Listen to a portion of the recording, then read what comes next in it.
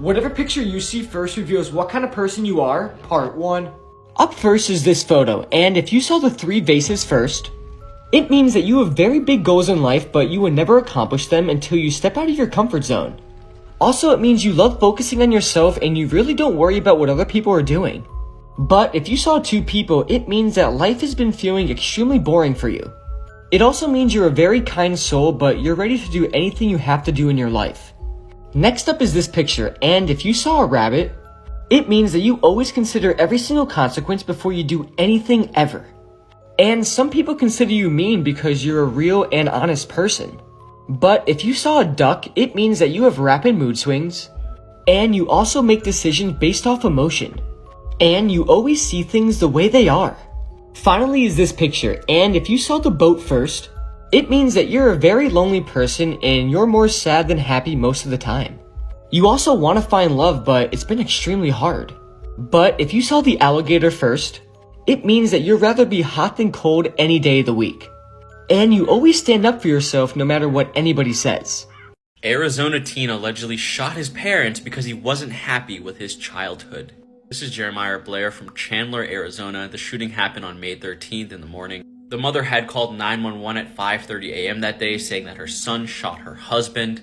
This kid's only like 19 years old and doing this stuff. The victims, both of his parents, have been transported to the hospital and they do remain in stable condition. When the police arrived at the house, Blair was waiting for him in the driveway, but he had no hostile intent. He surrendered immediately. He said he just wasn't happy about his upbringing and how he was treated as a child, so that's why he did it. Apparently, he had been planning this for years, according to investigation and documents into his messages and history. And here's where it gets kind of wild. He literally set up a camera in the kitchen to film him trying to off them.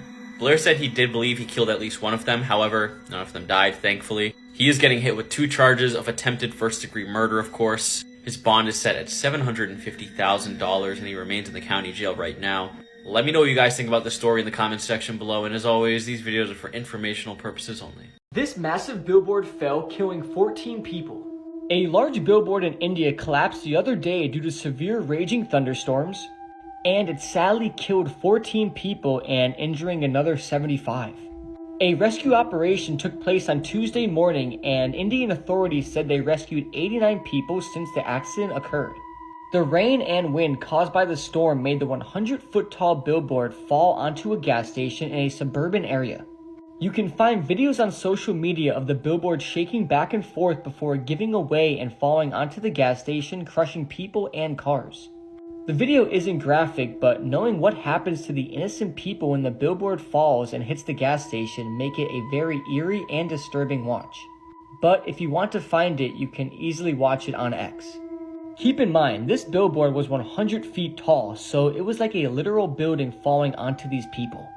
32 people who were injured from this unfortunate situation have already been discharged from the hospital, but many more are still in there. May everybody rest in peace who died in this unfortunate situation, and may the surviving people with injuries have a speedy recovery.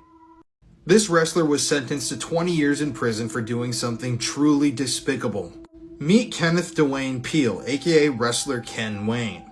He was born in Memphis, Tennessee in 1959, and over the years he became a rising star in the Memphis wrestling scene. Ken made his debut with the National Wrestling Alliance in 1976, and he soon became a local cult favorite wrestler. He was a part of a notorious wrestling tag team called The Nightmares, which is a fitting name for him.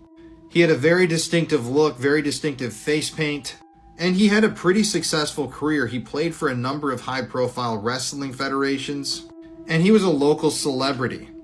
But then, in 2016, Ken Wayne's world was turned to shit. That's because in the year 2014, he was found to be in possession of CP or CSAM materials. Ken had downloaded tens, hundreds of images and photos of children being abused for his own sick pleasure. And so, in 2016, he was eventually sentenced to 20 years in prison for child exploitation. This just goes to show that predators can take the form of almost anybody. And even local celebrities, wrestlers that may be heroes, can be hiding some of the darkest secrets imaginable. This serial killer planted bodies waist deep with their heads facing his house because he believed it would give him magical powers. This is Indonesian serial killer Ahmad Suraji. He murdered 42 girls and women. He was a cattle breeder from Indonesia, so he had a lot of farmland as well. His murders happened from 1986 all the way to 1997. This man believed he was a sorcerer, so by placing the bodies waist deep facing the house, he was gaining more and more magical powers by doing so. And this is not as uncommon as you think in Indonesia. He got caught in April of 1997 because they found a woman's body decomposing in the sugarcane field. She also asked to be dropped off to his house and never returned back to her family 3 days later. Now, Siraji denied all the claims that he even knew the woman. He has no idea what happened, but they found her dress, bracelet, and other jewelry in his house and in his possession. After he got caught, they had an excavator dig up all these bodies, and there was 42 of them. Now, that's just 42 that we know of. Honestly, the number could be higher. He then claimed he had a dream about the ghost of his father telling him to do this and then drink the saliva of people, like back in 1986, and that's why he did it. Because of the Indonesian law, he would face like 1,800 years in prison, but the maximum is 30. So the government said, screw it, it's firing squad time, and that's what happened. Firing squad happened in 2008, but yeah, just wild story. Let me know your thoughts in the comment section below, and as always, these videos are for informational purposes only. Man cut off men's genitals on a live stream and sold their body parts. Marius Gustavon is a 46-year-old man from Norway. He decided to set up his own company in 2017, providing probably the most shocking and gruesome service I've ever heard. The business gave customers the opportunity to voluntarily have their male reproductive organs cut off. Between 2017 and 2021, the company gained over 22,000 subscribers. Marius ended up making over $300,000. On one particular shocking live stream, Marius got 3 men to cut off his own reproductive organs with a knife. Other live streams involved things such as a male being electrocuted, strapped to a bed, and being branded with initials. Another involved Marius cooking some male genitals and then eating them on camera. Some of the males involved were as young as 16. Marius recently pleaded guilty to crimes including conspiracy to commit GBH, creating and distributing indecent images of a child, and possessing extreme P. He's also been sentenced regarding genital mutilation and selling body parts. He's been given a minimum of 22 years in prison. Another male involved in the business was 67-year-old Peter Waits. He was found to have a box of male genitals when police searched his house. He's been given between 4 and 12 years in prison. You ever heard about what a Aswang is? It's a Filipino legend. Never. An Aswang is one of the most terrifying, well-known urban legends In the Philippines? In the Philippines, yeah. It's often described as a shape-shifting creature that could take the form of a human, an animal, or a hybrid of the two. They're said to be cannibalistic and bloodthirsty. And an Aswang is also an umbrella term meaning a variety of shape-shifting creatures. But the one I'm going to be talking about and focusing on is called a manananggal. It's a self-segmenting vampire female monster with dangling intestines. I heard about this before. During the day, it appears as a normal, beautiful woman, literally just lives a normal life. And at night, her arms turn into bat-like wings. Her upper torso separates from her lower body, and she has a long, thin tongue and flies through the night, searching for victims. And the way she gets her victims, if you have your window open with her long-ass, thin tongue, she uses it to suck out and eat your internal organs. Whether that could be through your ear, your nose, your mouth. Your window is open right now. Close that shit. Make sure that shit is closed, bro. ASAP. The only reason why I'm bringing this up is because I saw a video of a woman who's pregnant. She lives in the Philippines, and she starts hearing noises around her house. From what it looks like, the screams kind of look like pigs squealing, but She has no pigs. There's no pigs around. Sa paa kayo eh. Tayo na eh. Na, ngayaro na.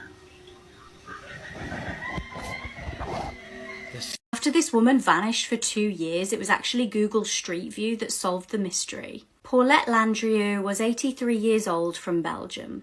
She was a mother of 4, and her family were understandably confused and heartbroken when she vanished. It was the 2nd of November 2020, and nothing of any significance had happened to explain her disappearance. She was living in Anden in Belgium, and police were stumped. Even after a really large-scale search, including helicopters with thermal cameras, she was still nowhere to be seen. They started working on a theory that maybe she had fallen into the local river, but after a search, nothing was found.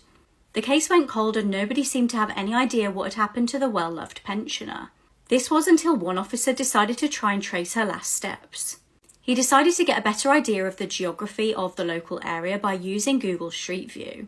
As luck would have it, he actually came across images of Paulette. Cameras captured her crossing the road leading to one of her neighbours' houses. Luckily, Google Maps had captured several still images of Paulette. Police decided to search the scene and went to the neighbour's house that had been captured in the pictures. Paulette was found deceased lying on an embankment, presumably having fallen in a tragic accident. She was only meters away from her home. It isn't clear why police hadn't found her originally or searched that neighbour's house and why the neighbour hadn't seen her themselves. Thankfully though, her family do now have some closure on this case and she has been finally able to be laid to rest. This woman was arrested for one of the most disturbing crimes imaginable, the production and possession of CP or CSAM. Say hello to Erica Lero from Florida. And this is one of the worst women you could ever meet. So according to later statements by the police, Erica had started a business selling her own adult-themed videos and photos online. Keep in mind, this happened just recently in 2022.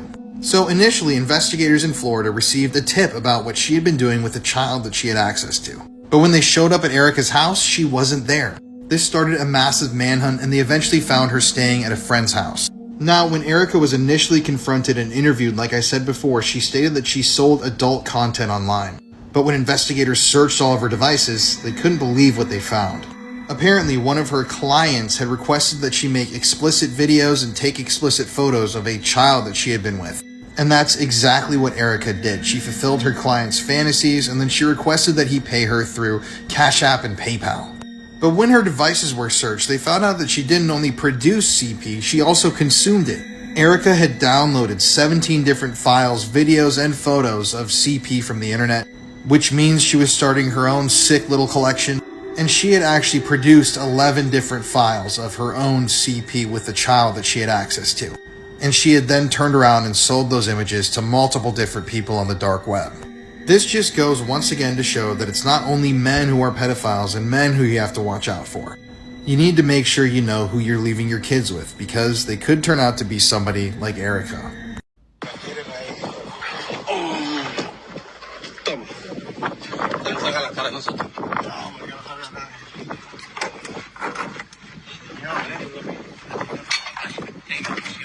The man that you saw in that video was dumped overboard while attached to an anchor.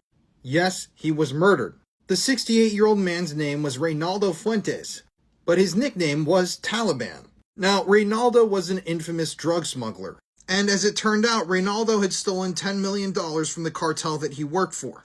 You see, Reynaldo had a plan to dump over $10 million worth of cocaine into the ocean, tell the cartel that he had lost it because authorities had tried to board his boat, and then he wanted to go circle back and pick it all up. So Reynaldo did just that. He dumped the drugs overboard, he went back later to retrieve them, and he actually managed to get it back to a different Caribbean island. But eventually one of his henchmen ratted on him and the cartel found out. That's what led to this video. On that day, members of the cartel invited Reynaldo to a meeting. They then beat and abducted him, tied him up, and took him out to the middle of the open sea. And that's when, in revenge for stealing all of their money and drugs, they strapped an anchor to Reynaldo's body, and yes, in the extended clip, they throw him overboard. That truly, to me, has to be one of the most horrific ways to die, not only drowning, but being pulled into the darkness of the deep ocean, not knowing, obviously knowing no one's ever going to find you. If you want to hear more true crime stories, listen to the podcast Murder in America that I co-host with my wife, Courtney. It's available to listen to for free on all platforms like Apple Podcasts and Spotify. This teenager from Wiltshire had no idea that breaking up with her boyfriend was going to cost her her life. Ellie Gould was a 17-year-old student at a school in Chippenham. She was a bright girl and planned to soon go to university. It was May 2019 and Ellie had ended her relationship with 17-year-old Thomas Griffiths. Thomas refused to accept the fact that Ellie no longer wanted to be with him and decided to do the unthinkable. On the 3rd of May, Thomas emailed his teachers to say that he would not be in school that day and got the bus back home. He then took his mum's car and drove to Ellie's home where he would launch a vicious attack. He stabbed her at least 13 times in the face and the neck, and then tried to stage the scene so that it looked like a self-unaliving. He put her hand around the handle of the knife to make it look like she'd done it of her own accord. Now, in the struggle, as you can see from this harrowing image, Ellie had desperately tried to fight for her life. She had scratched Thomas's face in a desperate attempt to defend herself, which left him with marks all over his face. Thomas knew that he needed to come up with a cover story. He messaged his friend on Snapchat to say that he'd been struggling mentally and scratching his own neck quite hard in order to account for his injuries. When Ellie's dad got home later that day after work, he had no idea what he was about to walk into. He found his daughter in the kitchen lying in a pool of her blood. Now, due to their recent breakup, Thomas was the obvious suspect and he was arrested. He pleaded guilty in court but got just 12 years in prison due to his age. Ellie's family is obviously understandably really upset by this. Since Ellie's death, her mum Carol has been campaigning to try and get tougher sentences for domestic murders.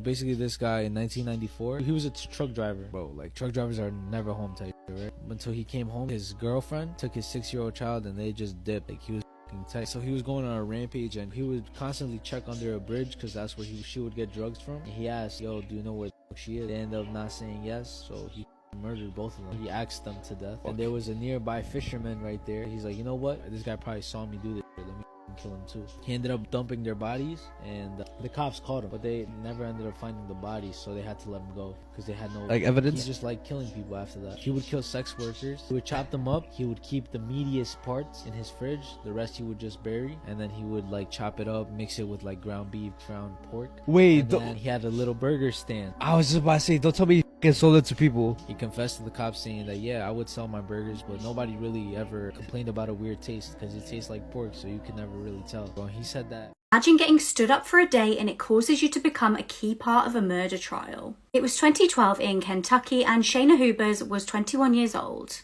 She had just graduated from the University of Kentucky and was dating 29-year-old Ryan Poston. Ryan was an attorney and the pair were said to be very toxic. They'd been together for about a year and a half but were very on and off. On the night of October the 12th, things would end for good. Those close to Ryan knew he wasn't happy. He tried ending things with Shayna multiple times, but she refused to accept this. She would turn up to his house, refuse to leave, and they would end up getting back together. On the 12th of October, the pair were having food at Ryan's parents' house, and they would end up in another argument. Ryan decided to end things once and for all, and to prove to Shayna that he was over her, he decided to go on a date with another woman the next night. The woman was the stunning Audrey Bolt, who was the current Miss Ohio. Audrey and Ryan had arranged to go to a bar the night after at 9:30 p.m. Audrey was really looking forward to it and was very confused when he never showed up. Meanwhile, Shayna had turned up to Ryan's house again without warning. After another massive argument, she took one of his guns and shot him 6 times. She then decided to call police to confess. Now, while she was being interviewed by police, she was acting incredibly bizarre. She twirled around the room and sang, "I did it, yeah, I killed him."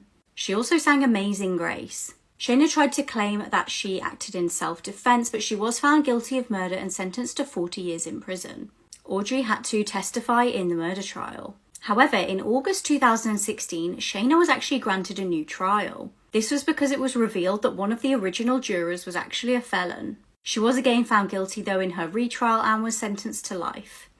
Nathan Millard was on a business trip in Baton Rouge, Louisiana when he disappeared on February 23rd, but his body was just found. This is everything we know so far. Nathan is a husband and father of 5 from Georgia who went on what was supposed to be a quick business trip to Baton Rouge last month. On the day he disappeared, he went to a basketball game and then to Happy's Irish Pub in the downtown area, reportedly with a client. He was seen leaving the pub at around 10:30 p.m. after being cut off by a bartender. The last known footage of Nathan comes from a nearby business at around 4:30 in the morning where he appears to be walking down a busy road with an unknown person. The two are walking towards Interstate 10, just a few blocks away from a Greyhound bus station. It's assumed that Nathan was walking back to the Courtyard Marriott where he was staying, which wasn't that far away. But he disappeared before making it back to the hotel. Just hours before being reported missing, Nathan was physically seen at the Greyhound bus station by a security guard who thought he looked out of place, but when he offered to get him a ride back to the hotel, Nathan reportedly declined and left. He was then reported missing early the next morning after missing a scheduled work meeting. During the search, Nathan's phone was found not far from the hotel, and authorities discovered surveillance footage showing an unknown individual using Nathan's debit card multiple times after he disappeared. But on March 6th at around 3:30 in the morning, authorities received a phone call from someone claiming to smell a foul odor near an abandoned funeral home as they were driving by. Upon searching the area, they found Nathan's body. He had been rolled up in carpet and covered in plastic. The area in which his body was found was in the 2900 block of Scenic Highway, less than 2 miles of that Greyhound bus station. At this point, his cause of death is still unknown pending further testing, but according to authorities, they stated that there was no evidence of internal or external trauma to his body. They also stated that it seems that Nathan was left at the spot that he was found, but he didn't necessarily die there. At this point, police have noted that there isn't any evidence of foul play, which confuses me a little bit, but this is still an ongoing investigation. If you have any information at all, please contact the BRPD's Missing Persons Unit at 225-389-3853. This is Brian Stars, one of the most hated men in the alternative world. So if you don't know who Brian Stars was, he was a person who interviewed a lot of alternative bands. He was always at Warped Tour, and he ran the YouTube series My Digital Escape. This content factory had a lot of people that worked for it and were involved with it, including Johnny Gilbert and a friend of mine, Kyle David Hall. And they produced videos for the scene crowd. They were funny, they were skits, they were sketches, but a lot of the people that were involved in the production of these videos began to question the content eventually, and that's when some of these weird allegations came out. So even though Brian knew that his audience was predominantly 12 to 15-year-old girls, he made these hypersexualized videos all the time. This included a video where he had a creator who had previously been assaulted in the past get slapped in the face by a toy, if you know what I mean. She went on the record afterwards and said that this was grossly disgusting. And one creator that was involved with this, named Hey There, I'm Shannon, claimed that he was selling unaliving with how graphic and disgusting some of his videos were for the audience they were appealing to. It also should be noted that one member of the MDE team initially was Austin Jones. Now, Austin was also invited to Warped Tour. I actually made a TikTok previously covering this guy's entire story, and he's one of the creepiest creeps ever to hit the scene. This creep was actually arrested and sent to prison. Yes, he's still in prison for making underage girls produce CP for him. I mean, just read this chat. I mean, it's just disgusting what this guy was doing. And Brian Stars actually covered for Austin Jones. He had his back when all these charges came out. So that's something that people were initially super pissed at this guy for. But so many members of his previous team and the kind of community have come out against Brian Stars. They've said that he was really creepy with them. One content creator even said that Brian wanted to reenact a grape scene with him. And yeah, I feel like a lot of these alternative people that were really in the scene, sadly, have these massive downfalls. And Brian Stars was definitely not immune to his.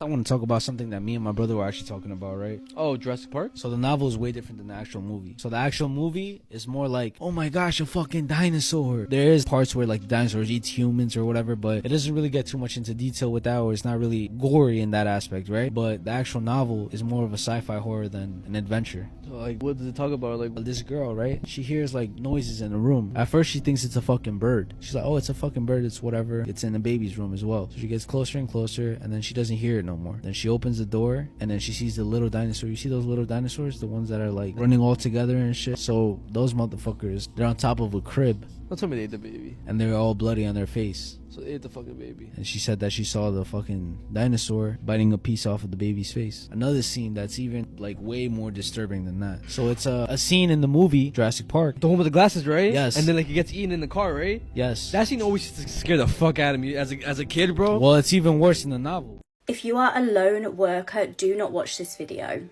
This is the exact moment a lone worker was kidnapped. At 8 p.m. on the 1st of February 2012, 18-year-old Samantha Koenig was snatched from a coffee stand in Alaska. Terrifyingly, Samantha's kidnapper was serial killer Israel Keys. She was working alone at a coffee stand when CCTV captured the moment that Israel kidnapped her. He pointed a gun at her head and told her to turn off the lights. It was at this point that he tied her up and stuffed her mouth with napkins before forcing her into his vehicle. Shockingly, he drove her back to the home that he shared with his girlfriend and child. Whilst his girlfriend and 10-year-old daughter were asleep in the house, he tied Samantha up in the garden shed. He SA'd her and strangled her to death. He then left Samantha's body in the shed while he enjoyed a cruise for 2 weeks. Sickeningly, when Israel returned from his cruise, he decided that he would take a photo of Samantha to try and pretend that she was alive to get some ransom money from her parents. However, Samantha had been deceased for 2 weeks, so this was incredibly difficult. He did her makeup and her hair, and shockingly, he used fishing wire to sew her eyes open. He sent a text on February the 24th from Samantha's phone to Samantha's boyfriend. He instructed him to go to a local park to find a package. Police were informed and they found the ransom photo and a note demanding $30,000. If you have a particularly strong stomach, you can find this photo on Google. Israel then dismembered Samantha's body and dumped her in a lake. Now, he had been sent the ransom money by Samantha's family into Samantha's bank account. He had stolen her bank card, so he was obviously able to use it. However, as soon as he used the bank card, police were then obviously able to track him. Although he used a disguise when he was picked up on CCTV, they were able to track the vehicle he was using. On the 13th of March, police tracked the vehicle with Israel inside. He then not only confessed to Samantha's murder, but also 10 other murders. He ended up unaliving himself in prison after drawing 11 skulls in his own blood and writing, "We are one."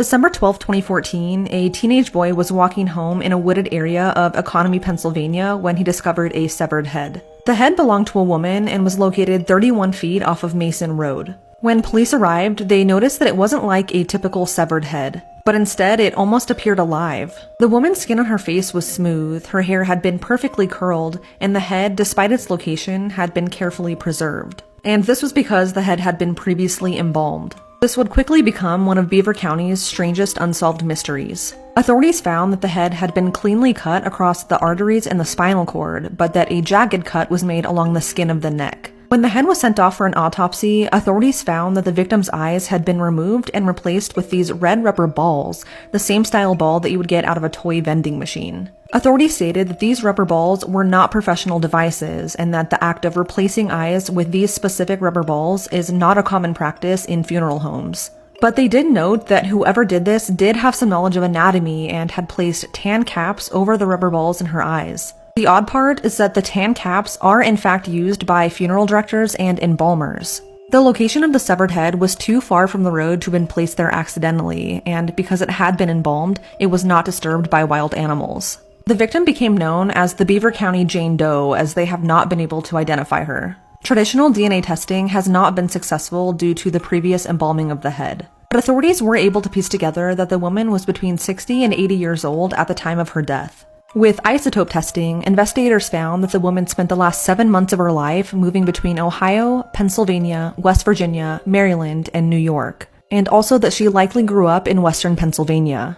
Further tests conducted on the woman's hair found traces of lidocaine and atropine, indicating that she may have died of cardiac arrest. Authorities believe the woman likely wasn't murdered and had been professionally embalmed at a funeral home, but that somebody likely stole the body while it was on its way to the cemetery. Also adding that the head had likely been removed after being stolen. Authorities checked to see if any nearby graves had been desecrated or if any funeral homes were missing any cadavers, but that turned up nothing.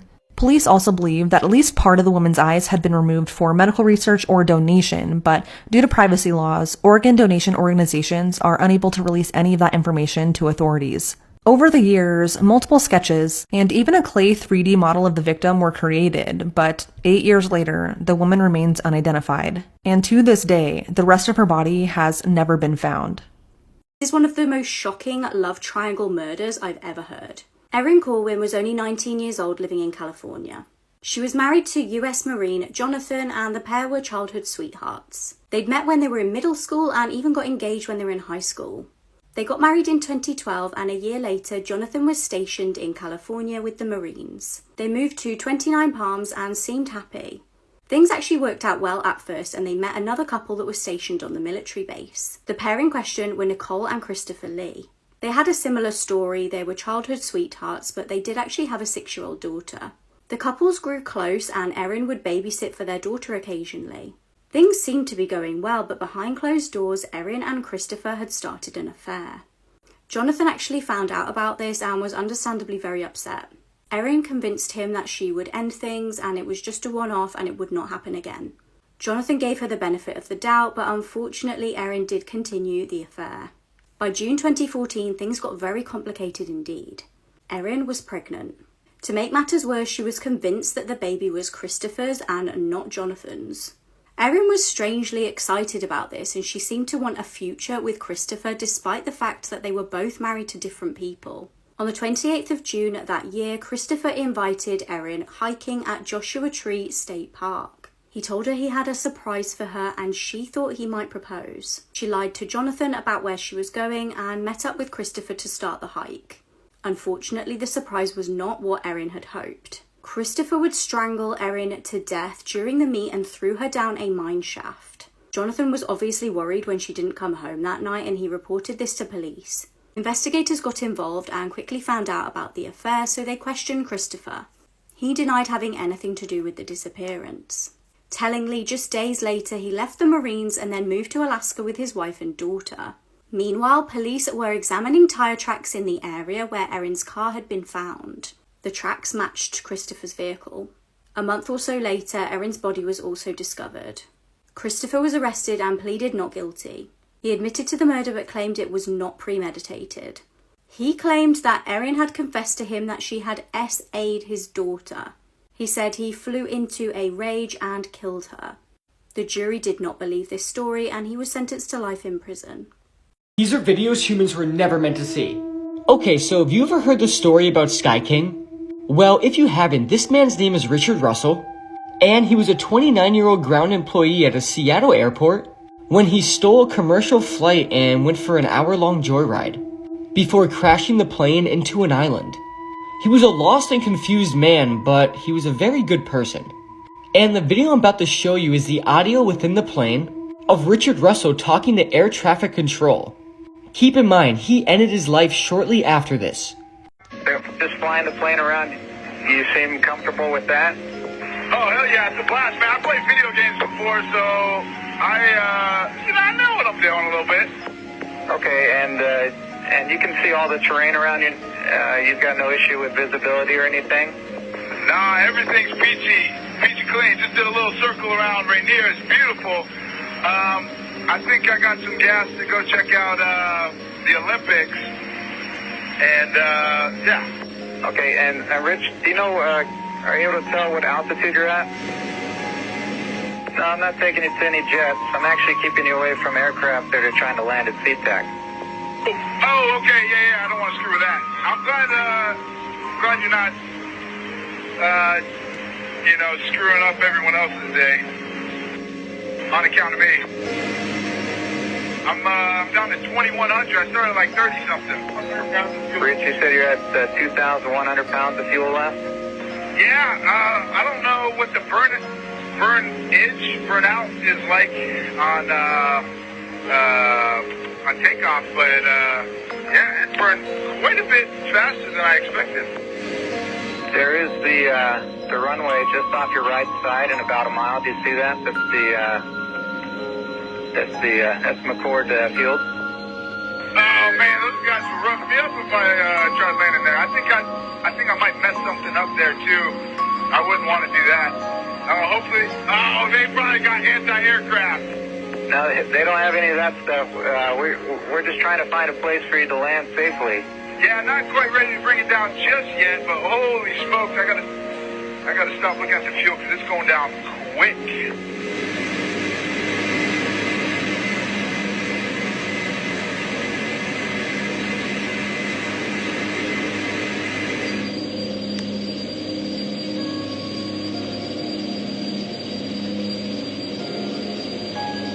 And I think you might have some questions. Rich, I've got a pilot on with us, and if you got any questions, you can ask him now.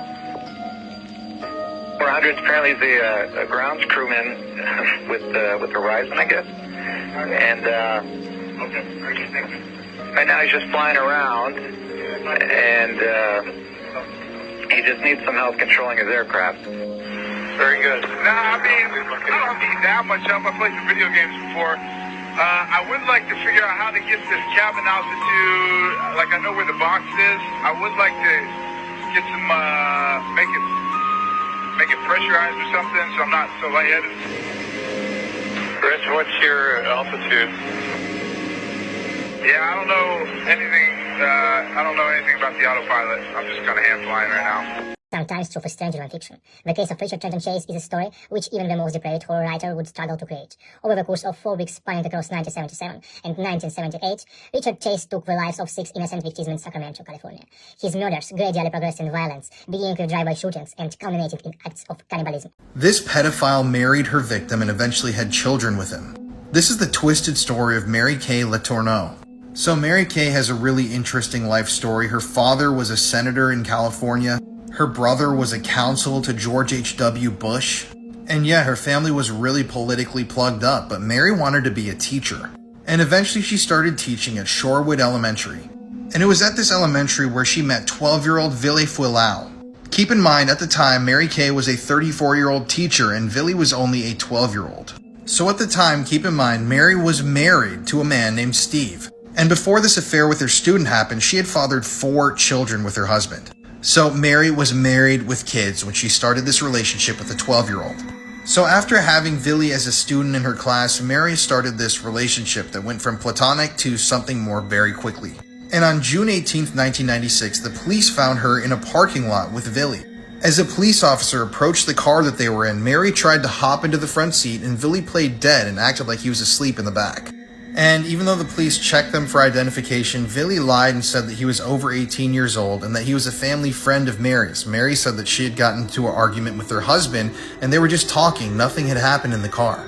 The police then called Ville's parents and his mom said that he should just go back with his teacher.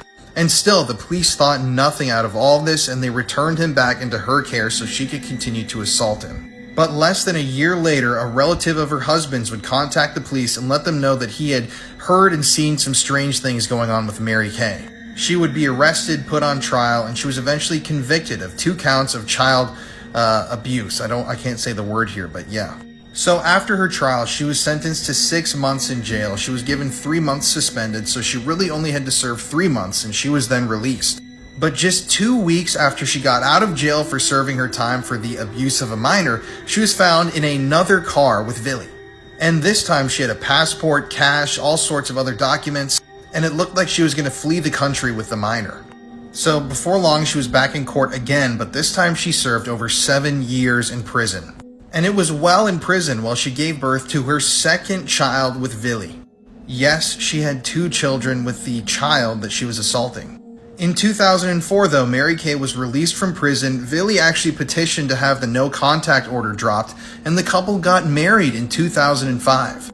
And for the rest of their life, they led a allegedly happy life together. They had children together, and yeah, Mary Kay ended up dying in the year 2020. Now, I don't know how to feel about this entire story. It is just so strange. And I think that there definitely was a lot of brainwashing going on here. I mean, there's no way to excuse Mary Kay's behavior. She was 34 years old, initially assaulting a 12-year-old student of hers. But yeah, the 2 of them gave a number of interviews before Mary Kay passed away, and they said that they're really happy. He said that he totally forgave her for doing whatever she did to him, and that they're happy now. I don't know. I just don't know how to feel about this. It's such a weird story. A new Cartel video was released a couple days ago, and it's absolutely brutal. As this Cartel War is heating up, another video was released on May 6th, 2024. A disturbing piece of propaganda was released by one of the cartels depicting the brutal execution of a rival cartel member, which shows the current brutal situation between these 2 cartels. The video is 1 minute long and it was recorded in the middle of the night and in the middle of nowhere. As you start the video, you see the captive who is lying on his back on the ground and is being held down by 3 cartel members. One is holding him down by pressing a shovel against his chest, another is holding him down by the shoulders, and the third is pressing the victim's head against the ground. It's also apparent the victim has already been tortured because at least one of his ears has been cut clean off. The cartel member holding the victim's head down is also carrying what looks like a penknife, and it's pretty small. And as the captive is being held down, the cartel members begin to mock him. And one of them says, "Okay buddy, you're next," and then jokes and asks the fellow cartel members, "Is this how it's done?" while placing the knife on the victim's throat. And his fellow cartel member responds, "Yes, that's exactly how it's done." The cartel member with the small knife then starts slicing back and forth on the victim's throat as well as pulling underneath his chin and covering his mouth with his hand. The victim then lets out a horrible groan as the blade causes him to wither. The knife is very blunt and takes a while to pierce the man's throat. The cameraman then gets close to the victim's face and you see his eyes dart around the area in complete panic. The cartel member then keeps trying to cut him and eventually the blade cuts into the victim's throat and blood begins to leak. The victim's eyes then bulge open as he is experiencing this awful and excruciating pain. The cartel members then continue to mock the victim, and the cartel member who is cutting the victim's throat then pulls underneath his chin harder, and it causes the gash on the victim's neck to widen, and the blade then penetrates the windpipe. The victim then closes his eyes in pain, and you hear the sound of wheezing and bubbling blood. The cartel member then brutally twists the victim's neck right and left as he cuts the sides of his neck. And as the cartel member hit the carotid artery, blood begins to pour even worse and puddles on the ground. And this also causes the wheezing and bubbling blood sounds to get even worse. The victim's neck at this point has been cut so deep that it doesn't even hold the head onto the body with any strength. This then allows the cartel member to twist the head back and forth with ease. It's absolutely gut-turning. A cartel member then says, "Look how nice that wet works looks," which is another word for a beheading. Another then says, "Look how nice that blood looks pouring out." That's exactly how it should be done. The sounds of wheezing and bubbling blood can still be heard, and although the victim's eyes are still open, they stopped moving. After twisting and turning the head, the cartel member then tries to stab his way through the spinal cord from the front of the neck, and it's a very close-up view, and this is where the video concludes. These cartel videos are releasing quite often this year as the violence picks up, and they are just disturbing, and the violence and the videos don't seem to be stopping anytime soon. But as always, I recommend to never watch or search for these videos. They are just brutal and you don't want to see them. Kenny Veach disappeared after finding a mysterious cave near Area 51, and it's one of the creepiest missing person cases I've ever heard of. So Kenny was an avid hiker of 20 plus years and a YouTuber who would create videos of his solo hiking journeys in the deserts of Nevada and California. He became so comfortable and confident hiking alone that he would often camp for several days without a GPS, a compass, or a map. In June of 2014, Kenny came across a video titled "Son of an Area 51 Technician" and left a comment that would gain a lot of attention. Kenny detailed a scary experience he recently had after finding a mysterious hidden cave near Area 51, or more specifically near the Nellis Air Force Base in the Mojave Desert. Kenny said that the entrance of the cave was shaped like a perfect capital M, but as soon as he got close to the entrance, he felt unusual vibrations throughout his entire body. He said the closer he got to the cave's entrance, the worse the vibrating got, and then an indescribable fear came over him. He couldn't explain it, but he was so scared that he ran out. In the comment, Kenny went on to say that he solo hikes across mountaintops that many people wouldn't dare to go, and that he's been in more caves than he can count. He said he plays with rattlesnakes for fun, but this particular cave was unlike anything he had ever encountered. His comment on this video kind of went viral, and a lot of people were pushing for him to go back and try to find the cave to document it. Almost every single comment was urging him to go back, all except for one that read, quote, "Do not go back there. If you find that cave entrance, do not go in. You won't get out." End quote.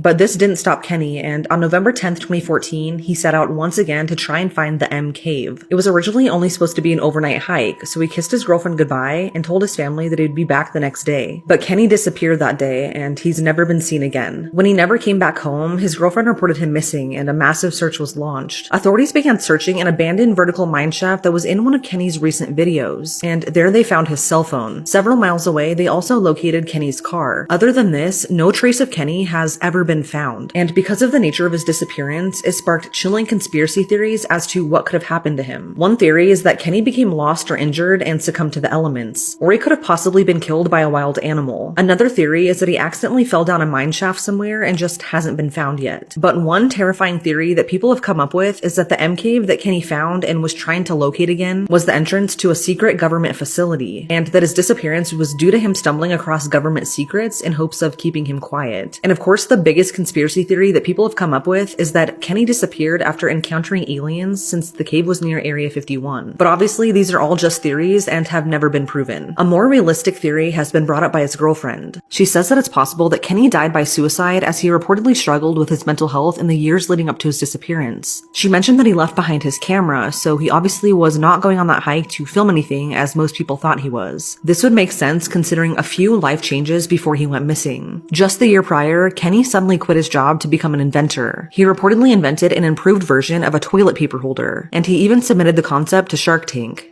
Kenny also tried to sell his house, but under one odd condition. He demanded that the new owner had to hire him as a caretaker and continue to let him decorate the house in his own style. Because of this weird condition, he never had any offers. Regardless, it's now been 10 years, and Kenny's disappearance remains unsolved.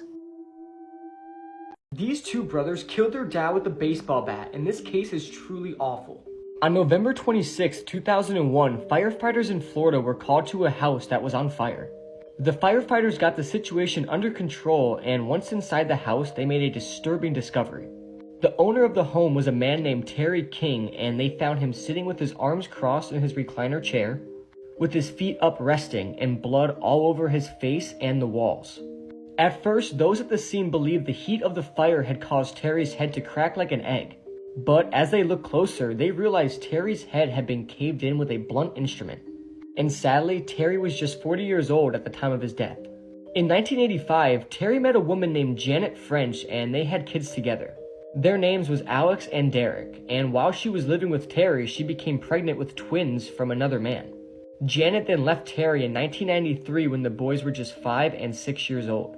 She thought the two boys were a burden in her life and moved away with her twins to Kentucky and changed her name, leaving behind Alex and Derek with their father. Terry was unable to financially provide for the boys, and shortly after the breakup, Alex and Derek were put in a Christian home for children and then given up for adoption. Alex was very distressed after being separated from his father, so he was returned to Terry the following year. Derek, however, stayed with his foster parents until 2001, and as he grew older, he grew more rebellious. He started to become obsessed with fires and things that can cause a fire, so he was sent back to live with Terry. At this point, Alex was 19 and Derek was 13. While the two boys were back with their father, they became acquainted with one of their father's friends, a 41-year-old man named Ricky Chavez, and Ricky had a dark past, a past that Terry had no idea about. In 1983, he was convicted with having an inappropriate relationship with two boys aged 13. The brothers would spend quite a lot of time at Ricky's home and would play video games and smoke in a hidden room. Terry then noticed a change in the boys' behavior, specifically in Alex. Alex started calling Terry by his first name instead of calling him Dad. And because of this, Terry told the boys they can no longer spend any time with Ricky. On the 16th of November 2001, Derek and Alex had taken a backpack, grabbed some things they needed, and left their father's home. Terry then came home and found the boys missing and drove around the area looking for them and called the police. Terry believed Alex and Derek went to Ricky's house, but Ricky said he had no idea where the boys were. A week later, Derek was found 18 miles away at his girlfriend's house. Derek said him and Alex had spent several days in the woods, and Alex was still out there. But this wasn't true. They had indeed been hiding at Ricky's house. On November 25th, one day before the fire, Ricky brought Alex back to his father. Both of the boys were now home, and the next day, November 26th, Terry would be found dead and he was obviously murdered, and the two boys were nowhere to be seen. The police spent the day trying to locate the brothers, but they had no luck at all. One day later, on the 27th, a car pulled up outside the police station, and inside the car was Ricky, Derek, and Alex. The brothers wanted to turn themselves in and told the police the first version of events. The boys told the officers that they feared their father would hurt them for running away, so they came up with a plan to get rid of him before he could. Alex then made a statement to an investigator in which he said, "One of us said, why don't we just kill him? So we looked for a hammer, but we couldn't find one. So Derek pulled out a bat. I think that's what he used. I thought about it, and I thought it would be a better choice to just kill him." Alex then explained that Derek stood over his father as he slept in his chair, with the bat in his hand while Alex stood to the side and watched. Alex then said he hits him with the bat for the first time. It sounded like wood cracking or hitting concrete or something. Blood starts coming out and he keeps hitting him with it. He smashes his face in and I'm just standing there watching. It was obvious he was dead because a little bit of his brains were on the walls. Derek said he was afraid his father would open his eyes again. He was worried about this because as he was hitting him, he was making a gargling sound. To stop him from making this sound, he continued to brutally smash his head in. After the brothers were sure their dad was dead, they set his bed on fire in the other room, hoping the flames would destroy the house and evidence linking them to the murder. The boys then called Ricky, who brought them back to his house for the night. The following day, he brought them to the police station to turn themselves in. Ricky was initially arrested and charged with being an accessory to the murder, as he did hide the brothers and wash their clothing, removing their father's blood. It was then proved from Alex's notebook that Ricky groomed him, and Alex even claimed he was in a relationship with Ricky. On September 6, 2002, Ricky was found not guilty of the murder. The two boys were tried as adults and faced 22 years to life in prison. But in the end, Derek was sentenced to 8 years and Alex was sentenced to 7 years. And even though Ricky wasn't charged with the murder, he was still facing charges for having a relationship with a minor. Although Ricky was found innocent of this on the grounds that there wasn't enough evidence to convict him. However, he was found guilty of being an accessory to murder for hiding the boys and received the maximum sentence of 35 years in prison. This case is extremely gut-turning and unsettling, and I would have way more details in this video, but I didn't want the video to be longer than it already is. May Terry King rest in peace. He did not deserve this at all, and I don't know why two sons would do this to their father. This case made me terrified to go to the cinema. This is the case of the horror in Screen 9. James Holmes was raised in California. His mum was a nurse and his dad was a scientist. From a young age, he was experiencing night terrors and allegedly actually tried to take his own life when he was just 11 years old. He was apparently obsessed with guns and weapons and had dreamed of becoming a mass murderer. Between May and July 2012, he legally bought 4 guns. Background checks were conducted and he was allowed the weapons.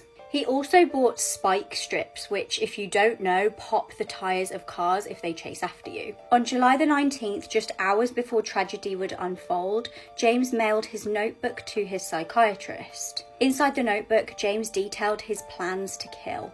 The notebook was actually discovered later on undelivered. Just prior to entering a cinema in Aurora, James rang a crisis line to tell them about his plans to kill.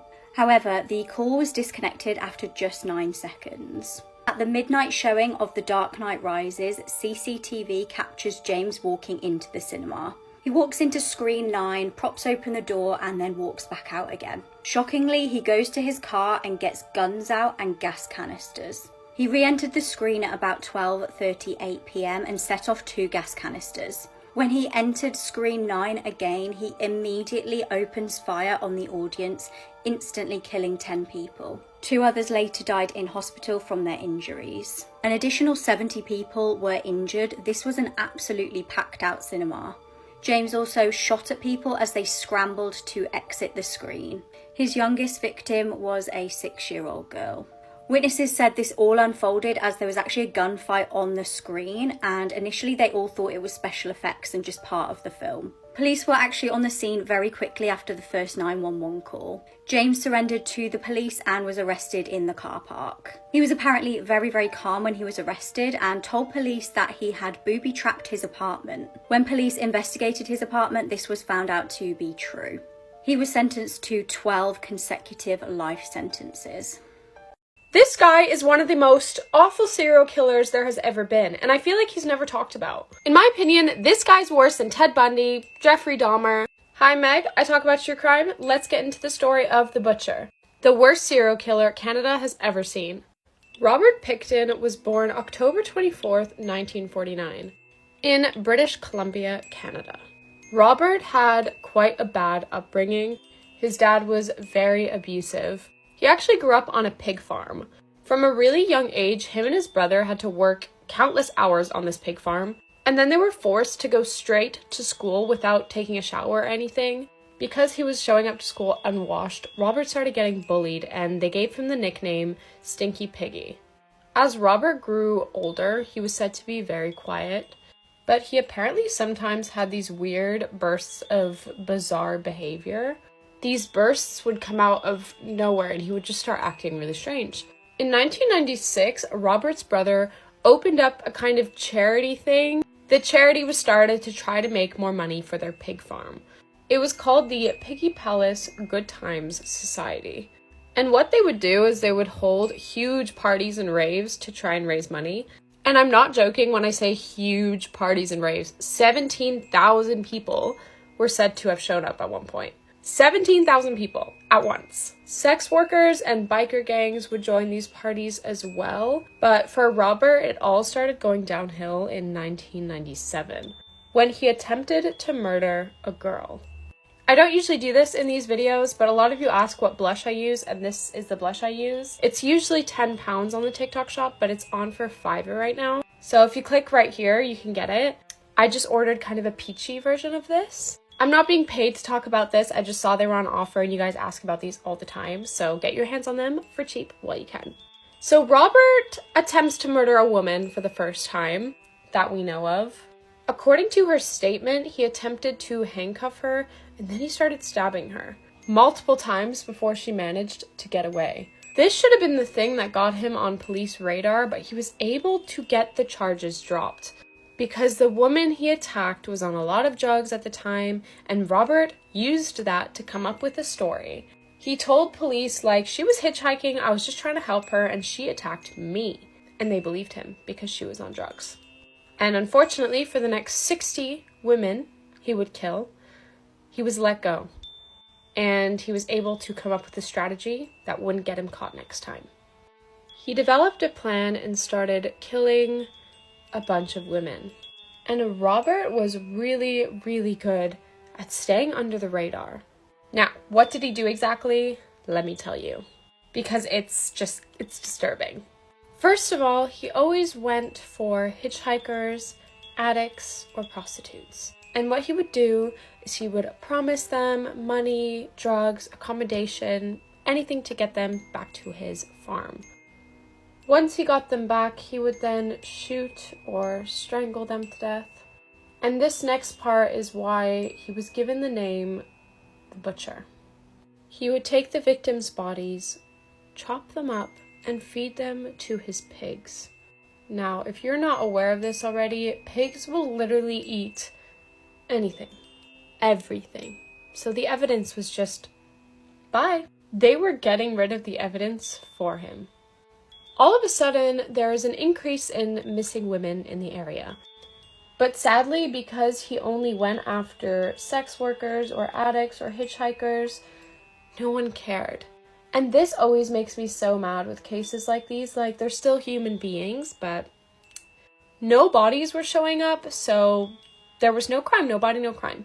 But as the numbers started rising, people were kind of getting a bit worried.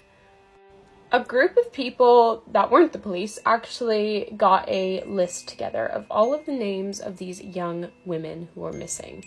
They brought that to the police and were like, do you see now? And that's when the investigation actually began into finding out what happened to these girls. And all of these girls had one person in common: Robert Pickton. He was the only person whose name continuously came up when they were looking for these girls. Police needed a way to get onto the farm with a warrant without him knowing about it and hiding all the evidence first. And so they heard that he had possession of an illegal firearm. And so they used that as the cover-up to get onto his property. On the property, they found multiple items that belonged to these missing women, along with some blood-stained clothing and tiny bone fragments. Now, things aren't looking too good for Robert, but because the pigs had eaten all the evidence, basically all of it, they were only able to charge him with the murder of 6 women. And so he got 6 counts of murder. When he got arrested, he actually said that he killed 49 women and that he was sad that he didn't get to round up to 50. What the hell, Robert? What does he want the police officer to say, like, oh, I feel so bad for you? No! He was arrested in 2002, and this trial was huge. Of course, he was sentenced to life in prison with no possibility of parole. But guys, that's not the worst part of this story, because I'm getting to that now. One element of the story that I kept out until now is that Robert sold the meat of his pigs to people who lived around the area. These pigs, who ate the remains of 60 women, were sold to his neighbors. When I say neighbors, I just mean people who live in the area. So, like, secondhand cannibalism. I could never eat pig again if that was me. So yeah, they were pretty disturbed and freaked out by this information, which is totally understandable and just totally disgusting. After a huge search of his property, police now believe that the number of women Robert killed was in the 60s. 60 women. 60 mother, daughters, wives. It's insane. It really annoys me with cases like these. I know it was like in 2002 and things have changed, but have they? I find that a lot of cases like these that I cover always start with, oh, all these women were going missing, but they were sex workers, but they were drug addicts, who cares? And it's like, it's insane to me that like they're not seen as equals to any other woman walking on the street, but whatever. Hopefully that changes. And for those wondering, I have actually covered this story before, but the quality of the video was so bad that I couldn't keep it up anymore. Like, it really bothered me to watch back, so I thought I would remake it in a higher quality way. I hope you guys enjoyed it regardless, and have a wonderful day. My heart goes out to every single one of the victims, their families, and people who cared about them, and I hope Robert rots in jail. Anyways, this is not a good representation of Canadians. We're actually really nice people. I'll see you all in the next video. Love you guys. Bye. This schoolboy stabbed his teacher to death in front of a classroom full of students. 61-year-old Anne Maguire was a Spanish teacher teaching in Leeds. She'd actually worked at the school for 40 years and she was only 5 months off retirement. However, in April 2014, something absolutely horrific happened. One of her students was 15-year-old Will Cornick. He'd always been described as a smart student who never really caused any trouble. Classmates regarded him as a polite student, but after he got diagnosed with diabetes, his personality seemed to change. In 2013, he tried to join the army, but because of his diagnosis, he was rejected. Being in the army had been his dream, so this was really upsetting for him. After failing to complete his Spanish homework, he was given detention by Anne. He also expressed a wish to her that he wanted to drop Spanish, but she wouldn't let him, which only angered him more. He began to develop a deep-rooted grudge against Anne. Shockingly, he reportedly messaged his friends on Facebook asking if one of them would kill her for him for £10. During one school day, halfway through his Spanish class, Will decided to get up and attack Anne with a knife. The classmates watched on in horror as he chased her out of the classroom. When there, another teacher heard her screams and tried to shield Anne from any more blows from him. Will then allegedly returned to his class and told his classmates how it was a shame that he hadn't killed her. However, Anne did actually pass away from her injuries. Will later admitted that he did plan also to kill 2 other teachers. One of them was actually pregnant at the time. He's been sentenced to life in prison with a minimum of 20 years.